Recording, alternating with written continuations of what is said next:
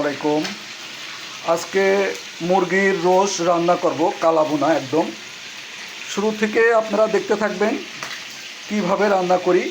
প্রথমে একটু হলুদ মরিচ দিয়ে দিয়েছি, একটু জমে রাখছি। তারপরে এখানে একটু কড়াতে তেল দিয়ে তারপরে একটু হালকা করে ভেজে নিচ্ছি। আশা করি কিভাবে রান্না করি আজকে আপনারা আমার সাথেই থাকবেন, ভিডিওর সাথেই থাকবেন আর একটু দেখতে থাকবেন। ওকে, আমি শুরু করছি, দেখতে থাকেন। আল্লাহর রহমতে আমার মুরগির রোস্ট ভাজা শেষ। এখন বোনা করব, কালা বোনা। এখানে আপনি কড়াই দিয়ে দিয়েছি, কালা বোনাটা করব। আপনারা আমাদের সাথেই থাকেন, ইনশাল্লাহ দেখতে পাবেন কী কী দিয়ে আমি রান্না করি আর কিভাবে কালা বোনাটা হয়। আমি যে রোস্টটা আপনার তেলে ভেজেছি, ওই তেলটাই এখানে রাখা ছিল। এখান থেকে আমি আবার এই কড়াইতে দিয়ে দেব। কড়াইতে দিয়ে দিলাম। এই কড়াইতে সম্পূর্ণ তেলটুক দিয়ে দিলাম। এই তেল তো ভালো, এটা নষ্ট করার কোনো প্রয়োজন নাই। এই তেলটা এখানে দিয়ে দিবেন। আশা করি আর একটু তেল লাগবে অবশ্য, যেহেতু আপনার 2টা মুরগি 4টা রোস্ট। এটা আমি কালা একটা বোনা করব খুব সুন্দর করে। আপনারা আল্লাহর রহমতে যদি আমার রেসিপি ভালো লাগে লাইক কমেন্ট শেয়ার করবেন। আশা করি সাথেই থাকেন, আমাদের সাথেই থাকেন। এখন আমি এই যে পেঁয়াজ কাটা এখানে দিয়ে দেব। পেঁয়াজ কাটা আমি এখানে দিয়ে দেব সুন্দর করে। আপনারা দেখতে থাকেন। এই পেঁয়াজটা আমি একটু ভেজে, কড়া করে ভেজে একদম কালা করে ফেলব খুব সুন্দর করে। আপনারা দেখতে থাকেন, ইনশাল্লাহ ভালো লাগবে।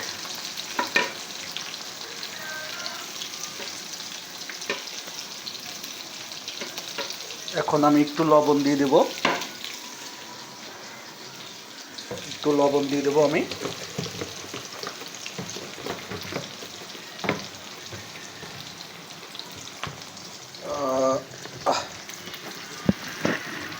লবণ পরিমাণ মতন, যে যেরকম খায় আর কি ওইভাবে পরিমাণ মতন দিলেই হবে। নতে বেশিও না হয়, কমও যদি না হয়, পরিমাণ মতন যে খায় একটা খুব একটা স্বাদ হয়।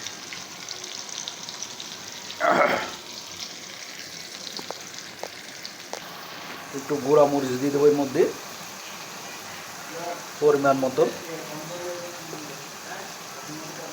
বেশিও দেবো না, কমও দেবো না, পরিমাণ মতন দিয়ে দেবো। একটু নেড়ে নেব সুন্দর করে। প্রথমে আমি আপনার গুঁড়া মরিচটাই দিলাম, তারপর দ্বিতীয়বার দেব আপনার একটু হলুদ। এভাবে নেড়ে সুন্দর করে পেঁয়াজটা একটু লাল লাল হবে। আর এটা যখন কালার আসবে তখন আমি একটু আদা বাটা, একটু জিরা বাটা, একটু রসুন বাটা দিয়ে দেব। এখন আমি একটু হলুদ দিচ্ছি।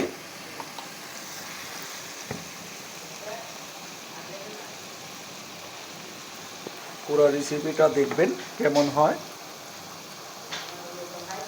আশা করি ভালো লাগবে দেখলে। এখানে আমার আদা আর রসুন কাটা, জিরে বাটা দেব অবশ্য। আমি একটু আদা পরিমাণ মতন দিয়ে দিচ্ছি। আর এটা রসুন বাটাটাও আমি পরিমাণ মতন দিয়ে দিচ্ছি।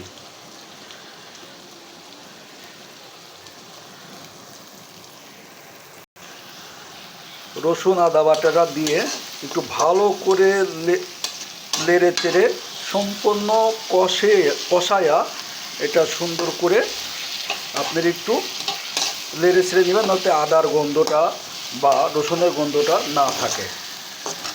এটা সম্পূর্ণ চলে যাবে। একটু সুন্দর করে একটু লাড়া দিলে, অবশ্য আমি লাড়া দিচ্ছি। আর একটু নেড়ে ছেড়ে নিয়ে সুন্দর করে আমি একটু কাঁচামরিচ বাটা, হালকা কাঁচামরিচ বাটছি এখানে দেবো। গুঁড়া মরিচ অবশ্য দিছি, আর কাঁচামরিচ বাটা দেব অল্প করে। এই যে কাঁচামরিচ আমার বাটা আছে এখানে, হ্যাঁ, কাঁচামরিচটা এটার মধ্যে বাটা অবশ্য, কারণ আমরা ব্লেন্ডার করি না, ব্যাচেলার মানুষ, অবশ্য আপনাদের কাছে ভালো লাগবে। এই যে দেখেন সুন্দর কালার এসে পড়ছে একটা, হ্যাঁ, আরও সুন্দর কালার আর একটা আসবে আশা করি। কালার আসলে পরে হালকা একটু পানি দেব। যে পেঁয়াজের কালা বোনা, আমার মুরগির রোস রান্না করব, কালা বোনার পেঁয়াজের কষানোটা খুব সুন্দর করে এসে পড়ছে। আর একটু কষাবো, কষানোর পর আরেকটু কালা হবে, কালা কালা বোনা হবে, তখন আমি মুরগির রোসগুলি ছেড়ে দেবো। মুরগির রোসগুলি সম্পূর্ণ এটার মধ্যে ছেড়ে দেবো হালকা পানি দিয়ে। হ্যাঁ, আল্লাহর রহমতে আপনারা রেসিপিটা আমাদের সাথেই থাকেন, দেখতে থাকেন কিভাবে রান্না করি। এই যে সুন্দর করে কষাই নিচ্ছি, হ্যাঁ, এটা অনেক সুন্দর হবে আশা করি। আর এটা খেতে খুব কি সুস্বাদু হবে, যা খেতে খালি মনই চাইবো যে এটা একবার যদি রেসিপি করে খান না, আল্লাহর রহমতে খালি খাইতেই মন চাবে ইনশাল্লাহ। সুন্দর করে এভাবে কালা দেখেন, একদম কালা রোস্টের যে আপনার পেঁয়াজগুলো একদম কালা ভাব চলে আসছে, আরও আসবে, যেগুলো আপনি একটু কাঁচা কাঁচা আছে ওগুলো আরও একটু আসবে আশা করি। এভাবে যদি রান্না করেন না, আঙ্গুল চেটে চেটে চেটে চেটে খাইতে মন চাবে ইনশাল্লাহ। এখন একটু পানি দিয়ে দিচ্ছি আমি, পানিটা পরিমাণ মতন দেবো আর কি, কালা বোনা যত করবো একটু পরিমাণ মতন দিয়ে দেব। এটা দিয়ে একটু কষাবো, খানিক সময় রেখে দেব আমি সুন্দর করে। এটা কষানোর পরে আবার একটু সুন্দর করে পানি দেব। মাশাআল্লাহ, কালারটা দেখতেও অসাধারণ লাগতেছে। তো আল্লাহর রহমতে যদি এভাবে সুন্দর করে বোনা করে কালা বোনা করতে চান, সে আল্লাহর রহমতে এভাবে দেখে দেখে আপনারাও করতে পারবেন। ভিডিওটা না কেটে সম্পূর্ণ ভিডিওটা দেখতে থাকবেন, টেনে টেনে না দিয়ে। হ্যাঁ, এই যে কালা বোনার ভাবটা চলে আসছে, আর একটু আসবে, একটু পানি দিচ্ছি, আবার একটু পানি দেব, পরিমাণ মতন পানি দিয়ে আমি পুরো মুরগিটা ছেড়ে দিই, আর একটু ঢেকে দেবো। ইনশাআল্লাহ দেখতে অনেক সুন্দর লাগবে আর খাইতেও সুস্বাদু লাগবে। একদম কালা বোনার রেসিপিটা চলে আসছে। এখন আমি মুরগিগুলো একটু ছেড়ে দিয়ে এটা আমি একটু মাখিয়ে নেব, তারপরে একটু পানি দিয়ে, এটা পানি দিয়ে সুন্দর করে সাজিয়ে দেব ইনশাল্লাহ। এটা খেতে খুব এত সুস্বাদু হবে বলার বাইরে ইনশাল্লাহ আশা করি। মুরগির রোসগুলো অবশ্য ছেড়ে দিচ্ছি, ছেড়ে দিয়ে একটু নাড়া দেব, আপনারা দেখতে থাকেন।